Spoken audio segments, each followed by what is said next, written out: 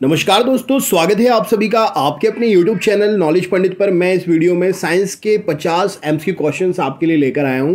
ये test set paper हर exam के लिए उपयोगी है। आप किसी भी एग्जाम की तैयारी कर रहे हैं, आप इस टेस्ट को सॉल्व करके अपनी साइंस की तैयारी को चेक कर सकते हैं, अपने आप को जज कर सकते हैं।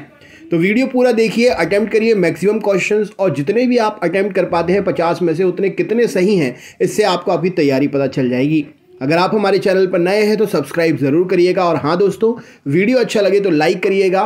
वीडियो के बारे में कुछ कमेंट्स हैं तो ज़रूर करिएगा, और अपने ग्रुप्स में शेयर ज़रूर करिए। चलिए शुरू करते हैं वीडियो। सबसे पहला प्रश्न है, जीवित विभेदित कोशिकाएं कुछ खास परिस्थितियों में विभाजन की क्षमता पुनः प्राप्त कर सकती हैं, इसे हम क्या कहते हैं? तो इसे हम निर्विभेदन कहते हैं। नेक्स्ट क्वेश्चन है, पादप वृद्धि नियामकों की खोज की शुरुआत किसने करी थी? तो पादप वृद्धि नियामकों की खोज की शुरुआत चार्ल्स डार्विन, फ्रांसिस डार्विन ने की थी। ऑक्सिन की खोज किसके जरिए, किसके जई के अंकुर के पार्चुकोल शिखर से करी थी? तो ऑक्सिन की खोज F.W. वेंट ने जई के अंकुरण के पार्कुचोल शिखर से की थी। बैकन फूलिश शीट लिग धान के पौधे की बीमारी है जो किसके जरिए होती है? तो बैकन जिब्रेला फूजिकोराई के द्वारा होती है। ऑक्सिन सर्वप्रथम कहाँ से निकाला गया था? तो ऑक्सिन सर्वप्रथम मानव से निकाला गया था। गन्ने की खेती में क्या छिड़कने पर तनों की लंबाई बढ़ती है? तो जिब्रेलिन। गन्नों की खेती में छिड़कने पर तनों की लंबाई में वृद्धि होती है। जिब्रेलिन छिड़कने पर कितना टन प्रति एकड़ गन्ने की उपज बढ़ जाती है? तो जिब्रेलिन छिड़कने पर 20 टन प्रति एकड़ गन्ने की उपज बढ़ जाती है। जिब्रेलिन्स कृषि में व्यापक रूप से किस लिए प्रयोग किए जाते हैं? तो जिब्रेलिन्स तनों की लंबाई बढ़ाने के लिए, पादपों में वॉल्टिंग को बढ़ा देते हैं, व्यापक दायरे की काय की अनुक्रिया देते हैं। उपर्युक्त सभी प्रश्न के लिए सही उत्तर हो जाएगा। कौन सी गैस फलों को पकाने के लिए प्रभावी है? तो एथिलीन गैस यहाँ पर सही उत्तर हो जाएगा। कौन सा गैसीय पीजीआर कृषि में सर्वाधिक इस्तेमाल होता है? तो गैसीय पीजीआर एथिलीन कृषि में सर्वाधिक इस्तेमाल होता है। सर्वाधिक व्यापक तौर पर इस्तेमाल होने वाला यौगिक कौन सा है? तो एथीफोन सर्वाधिक व्यापक तौर पर इस्तेमाल होने वाला यौगिक है। 2 वर्षीय पौधे का उदाहरण कौन सा है? तो पत्ता गोभी, गाजर और चुकंदर 2 वर्षीय पौधों के उदाहरण हैं। अमाशय को 3 भागों में विभाजित किया जा सकता है, ये कौन कौन से हैं? तो जठर, निर्गर्मी, जठरागम और फडिस। उपर्युक्त तीनों प्रश्न के लिए सही उत्तर हो जाएगा। आहार नाल की दीवार में ग्रसिका से मलाशय तक कितने स्तर होते हैं? तो आहार नाल की दीवार में ग्रसिका से मलाशय तक 4 स्तर होते हैं। आहार नाल से संबंधित पाचन ग्रंथिकाएं कौन सी हैं? तो लार ग्रंथि, यकृत ग्रंथि, अग्नाशय ग्रंथि। उपर्युक्त सभी प्रश्न का सही उत्तर हो जाएगा। इटालियन शरीर क्रिया वैज्ञानिक अल्फांसो कोटी का जन्म कब हुआ? तो 1822 में इटालियन शरीर क्रिया वैज्ञानिक अल्फांसो कोटी का जन्म हुआ। प्लाज्मा में उपस्थित मुख्य प्रोटीन कौन से हैं? तो एल्ब्यूमिन, ग्लोब्यूमिन और फाइब्रिनोजेन। उपर्युक्त सभी प्रश्न का सही उत्तर हो जाएगा। किन्हें संयुक्त रूप से संगठित पदार्थ कहते हैं? तो प्लेटलेट्स, ल्यूकोसाइट, इरिथ्रियोसाइट संयुक्त रूप से संगठित पदार्थ कहलाते हैं। श्वसन गतिविधियों में सम्मिलित वायु के आयतन का आकलन किसकी सहायता से किया जा सकता है? तो श्वसन गतिविधियों में सम्मिलित वायु के आकलन का आयतन का आकलन जो है स्पायरोमीटर के द्वारा कर सकते हैं। अल्फांसो कोटी का लेख किस साल प्रकाशित हुआ? तो 1951 में प्रकाशित हुआ था। अल्फांसो कोटी का लेख किस साल? तो 1951 में प्रकाशित हुआ था। अल्फांसो कोटी का देहांत किस वर्ष हुआ? तो 1888 में अल्फांसो कोटी का देहांत हुआ था। देखिए देहांत कब हुआ था और इनका लेख किस साल प्रकाशित हुआ था। नेक्स्ट देख लेते हैं, वयस्क मनुष्य में 32 स्थायी दंत होते हैं, जिनके 4 प्रकार हैं। कौन से हैं वो? तो रदनक, कृंतक, अग्रचवर्णक और चवर्णक। उपर्युक्त सभी प्रश्न का सही उत्तर हो जाएगा।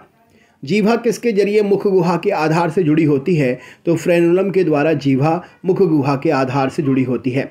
ग्रीक शब्द लाइसिस का क्या अर्थ है? तो लाइसिस का मतलब होता है टूटना। प्रकाश संश्लेषित कार्बन अभिक्रियाओं का अंतिम उत्पाद क्या होता है? तो X इसका अंतिम उत्पाद होता है। सुक्रोज किस एंजाइम की सहायता से ग्लूकोज तथा फ्रक्टोज में परिवर्तित होता है? तो सुक्रोज इंस्टेंट्स की सहायता से ग्लूकोज तथा फ्रक्टोज में परिवर्तित होता है। ग्लाइकोलिसिस का मुख्य उत्पादन क्या है? तो पायरुविक अम्ल प्रश्न का सही उत्तर हो जाएगा। एल्कोहल की कितनी मात्रा ईस्ट के लिए विषाक्तता और मृत्यु का कारण बन सकती है? तो 13% या इससे अधिक मात्रा ईस्ट के लिए विषाक्तता और मृत्यु का कारण बन सकती है। एसिटाइल CoA चक्रीय पथ ट्राई कार्बोक्सिलिक अम्ल चक्र में प्रवेश करता है इसे क्या कहते हैं? तो यहाँ पर सही उत्तर हो जाएगा, इसे कहते हैं क्रेब्स चक्र। TCA चक्र में किसका निर्माण होता है? तो TCA चक्र में सिट्रिक अम्ल का निर्माण होता है। NADH के एक अणु के ऑक्सीकरण से ATP के कितने अणुओं का निर्माण होता है? तो 3 अणुओं का निर्माण होता है। श्वसनी पथ में अपचय तथा उपचय दोनों ही होते हैं, इसलिए श्वसनी पथ को क्या कहते हैं? तो इसे हम सल्फेट के नाम से भी जानते हैं। सांस के दौरान मुक्त हुई कार्बन डाइऑक्साइड तथा उपयोग में लाई गई ऑक्सीजन के अनुपात को क्या कहते हैं? तो इसे सांस गुणांक कहते हैं। पौधे जीवन भर असीमित वृद्धि की क्षमता को अर्जित किए होते हैं, इस क्षमता का कारण कौन सा ऊतक है? तो विभज्योतक मेरिस्टेम इस प्रश्न के लिए सही उत्तर हो जाएगा। पानी के परिवहन का रास्ता संवहनी बंडल कौन सा है? तो जाइलम प्रश्न का सही उत्तर हो जाएगा, जो पौधों में पानी को लेकर जाता है। नेक्स्ट क्वेश्चन है, बलकुट की आंतरिक सीमा अंतस्त्वचा पानी के लिए अप्रवेश होती है, यह किसके कारण से होती है? तो सुबेरनियम मैट्रिक्स के कारण से होती है। पौधों में जल अणुओं का ध्रुवीय सतह की ओर आकर्षण क्या कहलाता है? तो पौधों में जल अणुओं का ध्रुवीय सतह की ओर आकर्षण आसंजन कहलाता है। पानी के अणु का द्रव्य अवस्था से गैसीय अवस्था की अपेक्षा एक दूसरे से अधिक आकर्षित होना क्या कहलाता है? तो इसे पृष्ठ तनाव कहते हैं। जीवों में पोषकों को झिलिकाओं के आर पार संचरित करने के 2 तरीके कौन से हैं? तो सक्रिय परिवहन और निष्क्रिय परिवहन, उपयुक्त दोनों सही उत्तर हो जाएगा। पादपों को पोषक विलयन के घोल में उगाने की तकनीक क्या कहलाती है? तो इसे जल संवर्धन कहते हैं। अमोनिया किस जीवाणु के जरिए नाइट्राइट में बदल जाती है? तो नाइट्रोकोकस जीवाणु के जरिए नाइट्राइट में बदल जाती है।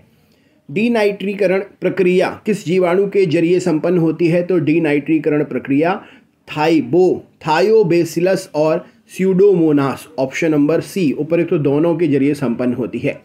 हरे पौधे के बढ़ने में वायु की एक अनिवार्य भूमिका है, यह किस वैज्ञानिक ने प्रयोग करके बताया? तो जोसेफ प्रिस्टले ने यह प्रयोग करके बतलाया। ऑक्सीजन की खोज 1774 में किसने की थी? तो जोसेफ प्रिस्टले ने ऑक्सीजन की खोज की थी 1774 में। पौधों का केवल हरा भाग ही ऑक्सीजन को छोड़ सकता है, यह मत किसने रखा था? तो जॉन एजेनहाउस ने ऑक्सीजन छोड़ सकता है पौधों का केवल हरा भाग, यह मत रखा था। पौधे की वृद्धि को विभिन्न मापदंड से मापा जाता है, ये कौन कौन से हैं? तो पौधों की वृद्धि को आयतन तथा कोशिकाओं की संख्या, शुष्क भार, लंबाई, क्षेत्रफल, ताजी भार वृद्धि, उपयुक्त सभी प्रश्न का सही उत्तर हो जाएगा। वृद्धि की अवधि को मुख्यतः 3 चरणों में बांटा गया है, वे कौन सी हैं?